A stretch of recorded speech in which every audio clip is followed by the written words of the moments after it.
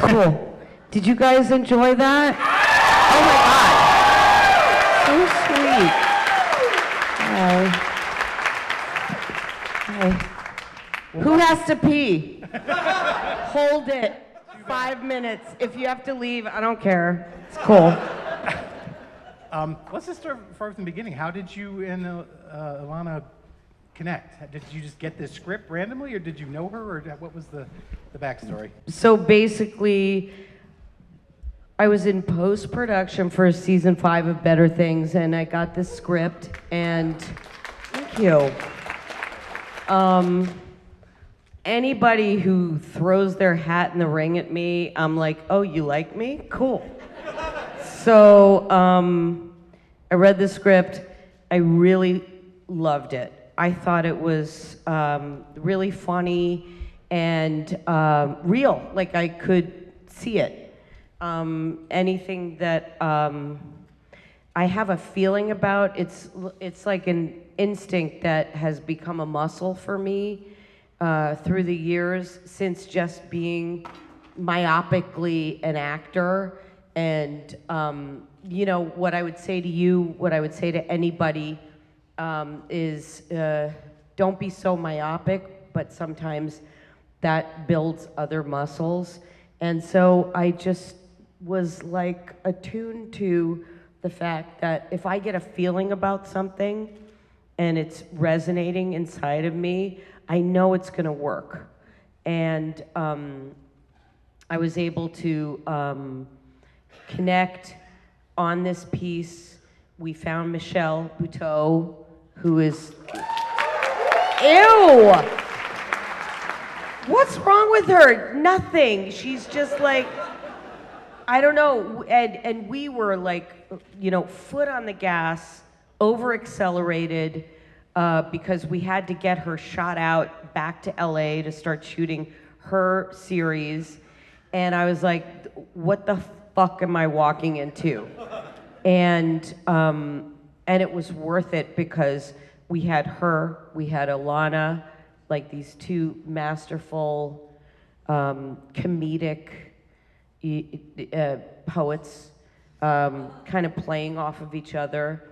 We had a script that was written and locked, and then there I was, the person who was going to ground it all, let them play in the big broad shit, and then keep everybody, you know, in the world that we could all like see ourselves in. Michelle, she and Ilana had been friends for a long time, right? Like that's, I think I read that somewhere. Yeah, I just heard it. I mean, I didn't know anything. I just, I was with them at South by, and they were like, we came up in comedy together. And I was like, I didn't know anything. I love that. I mean, because a lot of times in a lot of things she's done, she's kind of brought in to like sort of make the comedy pop a little more, or just something like that, and just beef up a scene. But I love seeing her get to dig into a character like this, like actually like act. And are you talking about Michelle? Michelle, yeah, Michelle. Okay, yeah. Just I really remember take over. seeing. So my friend Susie's here. Her stepsister Johnny, who lives in Glen Cove, and her daughter Casey are here. What's up? But anyway, I remember like, wait, why did I say that? I just shouted out Jenny and Casey. Fucking totally threw me. Oh, Michelle. Yeah, she is just somebody that was not on my radar at all, and became somebody who I was able to, I mean, in the first place, she had 3.5-year-old twins when we were shooting this. So she was gone. She was just like, she was like ayahuasca in a K-hole. Like everything was happening to her that she was able to like kind of keep raising the level. And it was an extraordinary thing to be around and be a part of. And, you know, I mean, I not on my radar at all. I mean, Alana in my house, I have 3 daughters, was like a Jesus. So she was like, you know, that was a no-brainer. And Michelle, the reason I brought up Susie, I remember. So one night, me and Susie and our friend Paola, who's like a serious documentary filmmaker, we were hanging out and we were like, what should we watch? And she was like, I don't know, let's watch Marry Me. And I was like, what the fuck? You make movies about nuns who get buried in wells because, like, the Pope doesn't want them to talk about the Catholic Church, like, serious shit. And she's like, let's watch Marry Me with J-Lo. I was like, all right. So we watched Marry Me, and I was like, this is gonna get me in practice for like making Babes, which I hadn't shot yet. And we watched it, and the best part about that movie, forgive me, was the blooper reel during the end title credits. And I saw Michelle Buteau. And I was like, oh shit, this is what she does. This is what people do. And I remember that and holding that as the kernel of what I was going into to work with Michelle. There you go, bye. Don't talk about. When you shot this, Alana also had was a fairly new mother as well. So they both were. And I'm going to say this because I've heard you say it on this press tour, that you are more of an older mom. And so were you able to sort of inject a few more wiser things about raising a toddler and like all that into what they were doing as well? Yeah, it was kind of like, you know, when they would bind people's feet or, you know, give women thalidomide when they were feeling, you know, what's it called when you're sick, when you're pregnant? I don't even fucking remember. It was so long ago. Morning sickness. Here you go, Steve. Which lasts forever. So, you know, I grew up with that kind of stuff. And I had a mom who was an incredible, she didn't, you know, she came from England. She was a war baby. She didn't taste an orange until she was 12. All of this stuff. Then she met my father in Paris. They got married. She moved to America. She didn't know anybody. And she was sick the whole time with my brother. Well, first she had a back alley abortion in the 50s in New York City, which was, you know, she knew that she wasn't ready. And then when she was ready, she married my father and she had my brother. And she was sick the whole time. And then she still had me, and she never took any pills or anything. So it's like the women who paved the way for other women is what I'm talking about. Don't freak out because I said all the fucking things I said, that it has nothing to do with anything but women making choices. And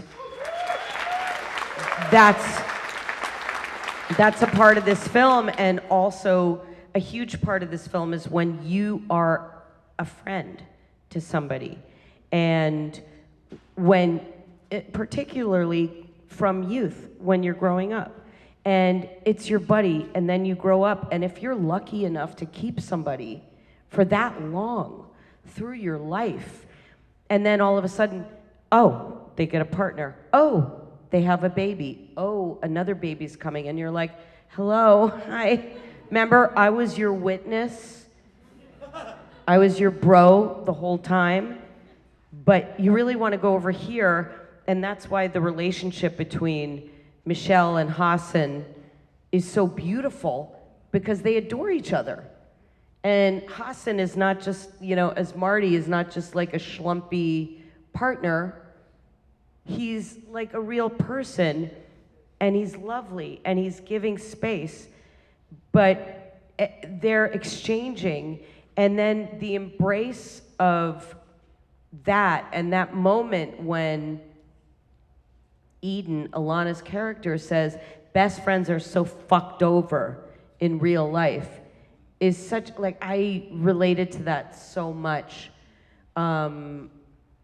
because of the people in my life and my children. I have 3 daughters, and it's just all of these things that really kind of build relationships, and I think it's true for anybody, for men and women, but particularly this is a female film. It's about women, it's about their relationships, it's also directed by a woman, which is whatever. Thank you. I guess I'm a woman now. It's taken me a long time to admit that. Yeah. I guess. Cool. I mentioned it in the introduction that, I mean, you have directed, according to IMDb, 44 episodes of Better Things.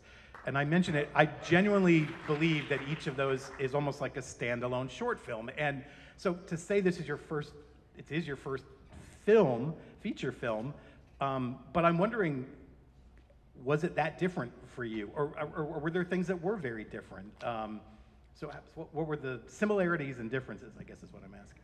Well, it's, you know, on Better Things, it was just this kind of journey like that do you guys, I mean, for me, I'm thinking of the Incredible Hulk when I was growing up, and like when he would become Lou Ferrigno and his clothes would, and he would, that's what it was like for me making Better Things. Or Ed Norton, whichever one. Whatever's your preference. Or the lady, the She-Hulk. There's another one, I know.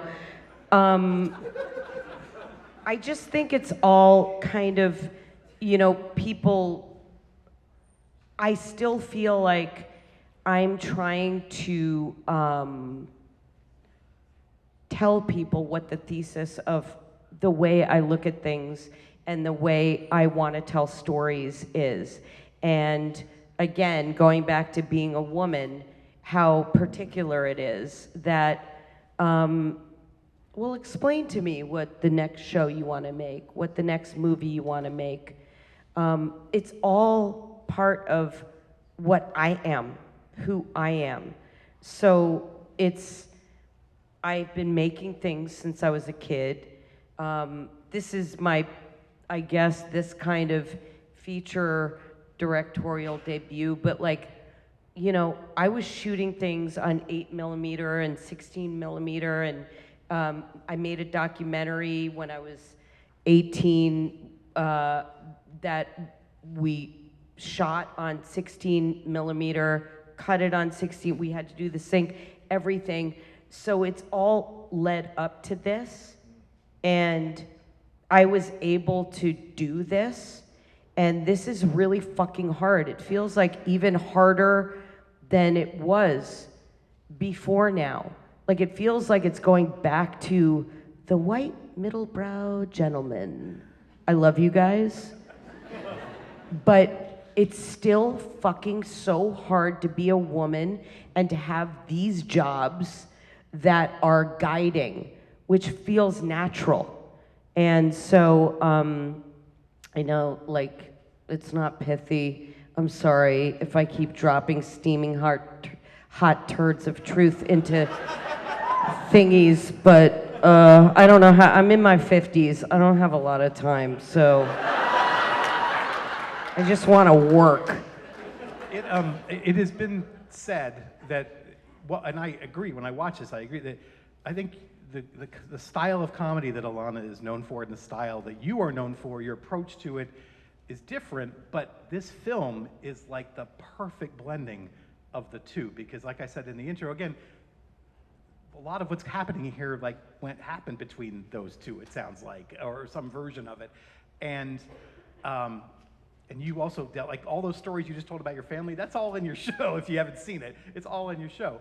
But I'm just wondering, like, were you sort of conscious of that like, oh, she's doing a lot more of these kind of jokes than I would normally do, but we're going to make it work. And were you kind of aware of that at the time when you were making it? Yeah, that's so interesting. I love that because, I think Broad City was on before I started doing Better Things. And, I would look at that and compare myself and say, I can't be in front of the camera. Nobody's going to be interested in what I do.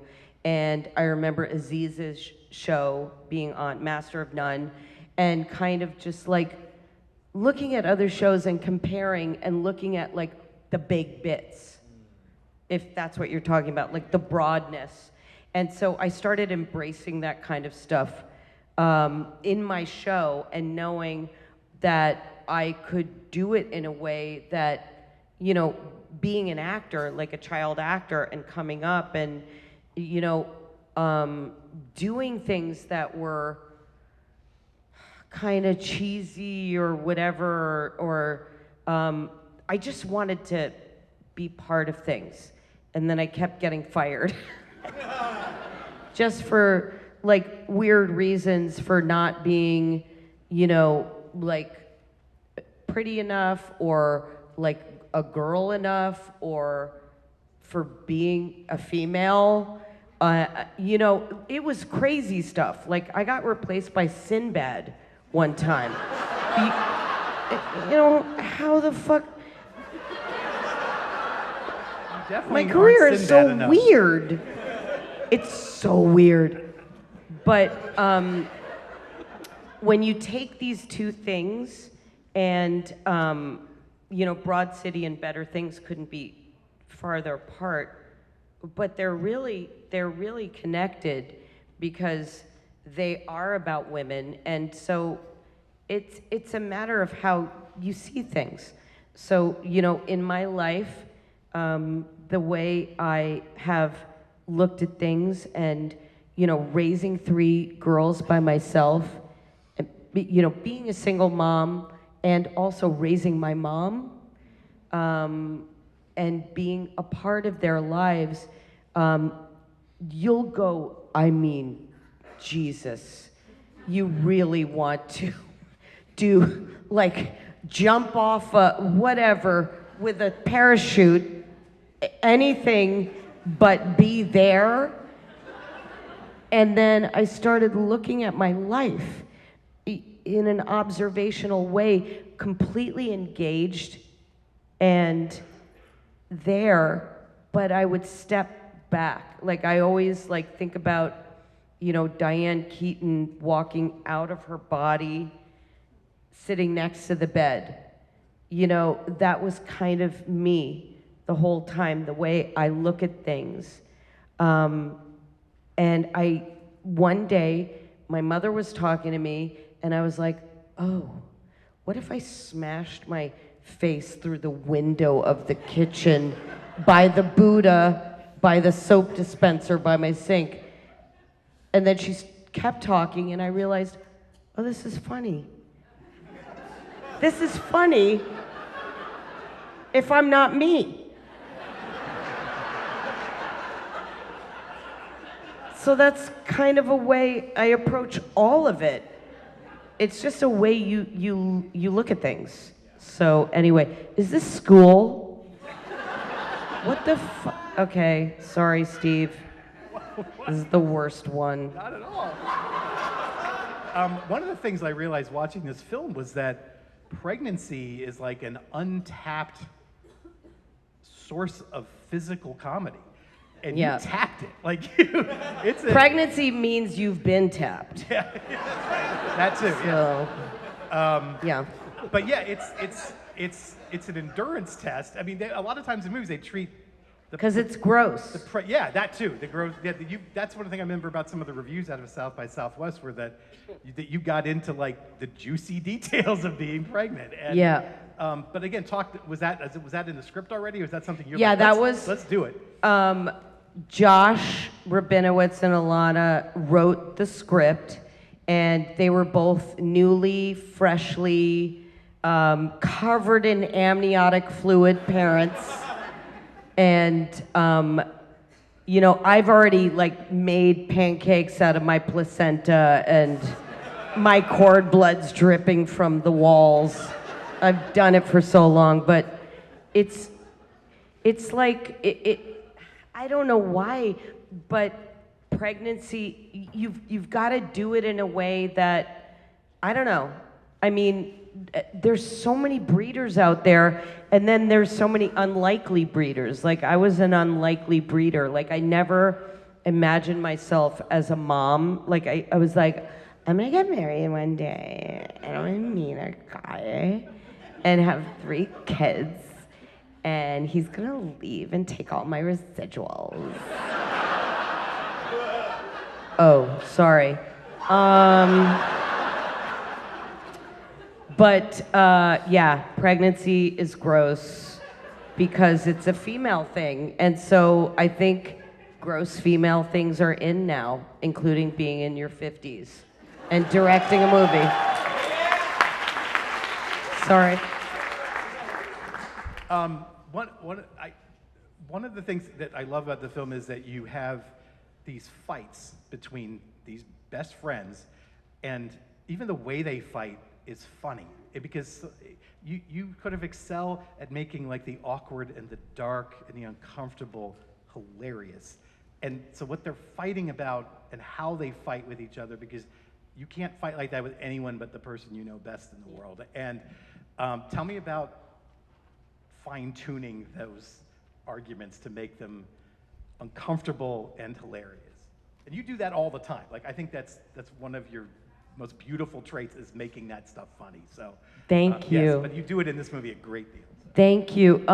Well, you know, I'm not afraid of, you have to earn it with the rest of the story, but, you know, having an uncomfortable silence, like I call it sitting in the fart. You know, it's just, it's awesome to like let one loose. Why do you point at me when you say that?